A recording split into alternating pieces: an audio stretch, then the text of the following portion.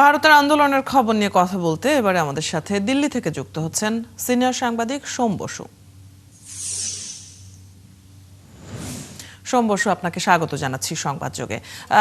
এই আন্দোলন কোন দিকে মোড় নিতে যাচ্ছে, কি বলে আপনার পর্যবেক্ষণ, এবং এর ফলে ভারতের রাজনীতিতে কোনো পরিবর্তন আসবে কিনা, সংশ্লিষ্টরা কি বলছেন? কিনা সেটা বলা খুব কঠিন এই মুহূর্তে।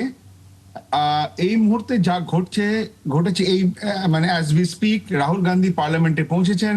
উনি আজকে কালো পোশাকে, এবং কংগ্রেসের অনেকেই কালো পোশাকে পৌঁছেছে অ্যাজ আ এটাকে ধিক্কার জানানোর জন্য।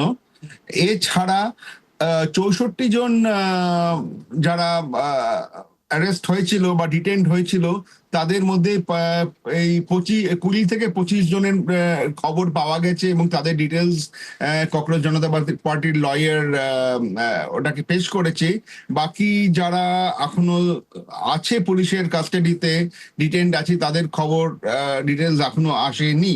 কিন্তু আন্দোলন চলছে, এবং ককরোচ জনতা পার্টি থেকে বলা হয়েছে যন্তর মন্তর এরিয়াতে যেইটুকু পুলিশ কর্ডন করে রেখেছে প্রোটেস্টের জন্য, সেইটুকু জায়গার মধ্যেই যেন জনতা থাকে এবং তারা যেন বেরিয়ে কোনো অঘটন না ঘটায়।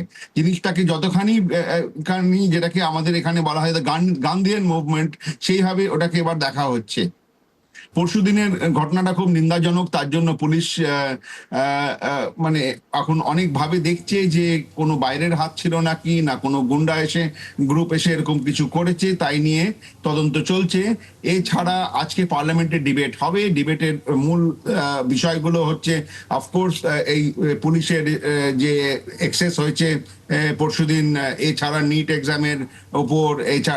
আর বড় একটা জিনিস যেটা থেকে যাচ্ছে, সেটা বিসাইডস এডুকেশন মিনিস্টার ধর্মেন্দ্র প্রধানের রেজিগনেশন, হচ্ছে রাম মন্দির, যেটা অযোধ্যার রাম মন্দিরের ডোনেশন চাঁদা চুরির ব্যাপারে যা ঘটনা ঘটেছে, সেটাও ডিবেটের মধ্যে ঢোকানো হবে বলে কথা হচ্ছে।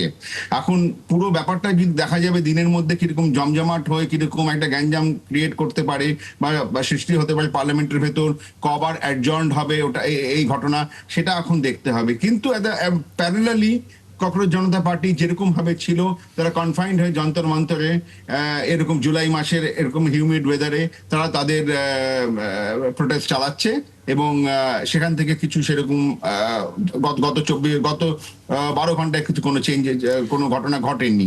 রাহুল গান্ধী তো সরকারের কাছে 5টি দাবি জানিয়েছেন, সেগুলো কি একটু যদি বলেন, এবং এসব দাবি কতটা যৌক্তিক বলে মনে করা হচ্ছে?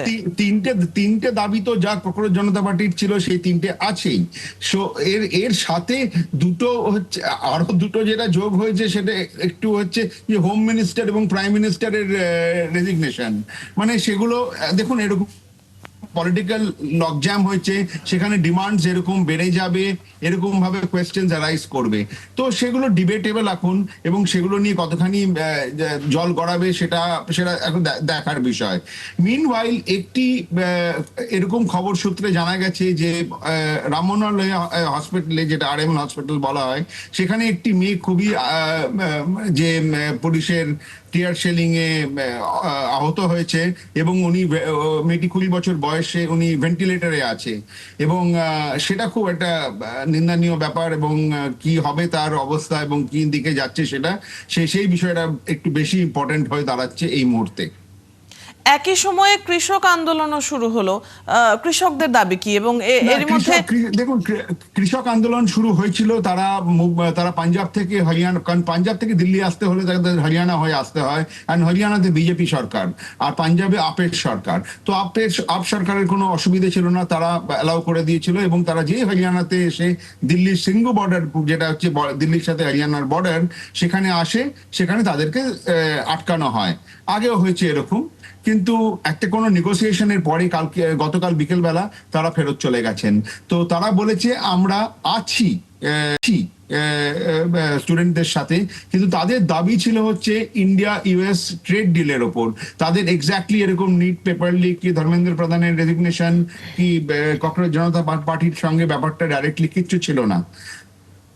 তাদের ছিল হচ্ছে ইন্ডিয়া US ট্রেড ডিল যেটা হতে চলেছে, সেখানে জানো কৃষকদের ভাগটা এবং ভাবনা চিন্তা করা হয় এবং সেই জিনিসটা একটা নেগোসিয়েশন হয়, তারা ফেরত চলে গেছে। তো কৃষক আন্দোলন নিয়ে আর কিছু এগোয়নি তারপর থেকে। আন্দোলন নিয়ে এই ককরোচ জনতা পার্টির আন্দোলন নিয়ে প্রধানমন্ত্রী নরেন্দ্র মোদী বক্তব্য দিয়েছেন, তিনি কি বলছেন এবং এসব দাবি দাওয়া নিয়ে সরকারের অবস্থানটা কি এখন? দেখুন, সরকারের অবস্থান ওখানেই এখন ডিবেট ডিবেট পার্লামেন্টে ডিবেট যেটা অন রেকর্ড যায় সেটা হচ্ছে আজকের থেকে শুরু। সেখানে আজকে রাহুল গান্ধী এবং অন্য কংগ্রেস নেতারা কালো কাপড়ে পৌঁছেছে এবং কালো কাপড়ে পৌঁছানো হচ্ছে বেসিক্যালি ধিক্কার জানানোর একটা একটা ওয়ে। এছাড়া প্রধানমন্ত্রী মোদী পেপার লিক এবং এই পুরো ঘটনাটাকে বলেছেন একটা ঘোর পাপ। এই এই এই শব্দটা উনি ব্যবহার করেছেন। তো দেখা যাচ্ছে যে ওনার দিক থেকেও জিনিসটাকে উনি ভালোভাবে নেননি। এবং এছাড়া নিট এক্সাম হয়েছে, নিট এক্সামে প্রচুর স্টুডেন্ট মানে রি এক্সামিনেশন যেটাকে বলছি, রি এক্সামিনেশন হয়েছে, সেখানে অনেকে পাশ করেছে এবং ভালো নম্বরও পেয়েছে। সো দুটো দিকই একটা একটা ব্যালেন্স এবং ইমব্যালেন্সের মধ্যে চলছে।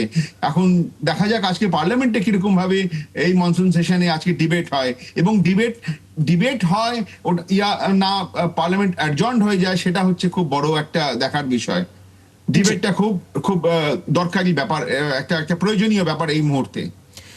এবং যেমনটি আপনি বলছিলেন যে আজকের যে সংসদ অধিবেশন, তার উপরেও আসলে অনেক কিছু নির্ভর করছে যে পরবর্তী পুরোটাই কি ধরনের সিদ্ধান্তগুলো আসবে। অনেক ধন্যবাদ, বেশ কিছু তথ্য আপনার কাছ থেকে জানছিলাম, ধন্যবাদ যুক্ত হবার জন্য। দর্শক, ভারতের দিল্লি থেকে সিনিয়র সাংবাদিক সোম বসু আমাদের সাথে যুক্ত ছিলেন এতক্ষণ।